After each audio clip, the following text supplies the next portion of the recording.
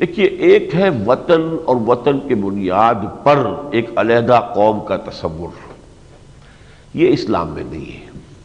یہ آج کی دنیا میں جس کو نیشن سٹیٹس کہتے ہیں، it's a very recent concept, اور اس کے اوپر جو ہے تنقید ویسٹ میں بھی ہو رہی ہے، اور اب دنیا ان سب کو چھوڑ کر نیشن سٹیٹس کو ایک ایسے گلوبل ولیج کی طرف جا رہی ہے جہاں یہ ساری تقسیمیں جو ہے وہ ختم ہو جائیں گی۔ لیکن اقبال نے جو بات کہی ہے وہ یہ ہے کہ اگر وطن کو اصل محبت کا مرکز بنا دیا جائے اور وطن کے لیے انسان غلط کام بھی کرے اپنی وطن کی عظمت کے لیے، تو پھر یہ معبود ہو گیا سب سے بڑا۔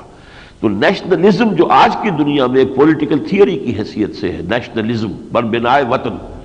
یہ ہے در حقیقت وہ چیز کہ جو اسلام کی نگاہ میں مبعوث ہے۔ البتہ یہ کہ حب الوطن من الایمان، یہ اپنی جگہ حضور نے فرمایا ہے، اپنے وطن سے ایک محبت ایک درجے میں ہونا، آدمی جہاں پیدا ہوا ہے، پلا بڑھا ہے، اس کی فضا سے اسے ایک محبت، اس میں کوئی نفی نہیں ہے۔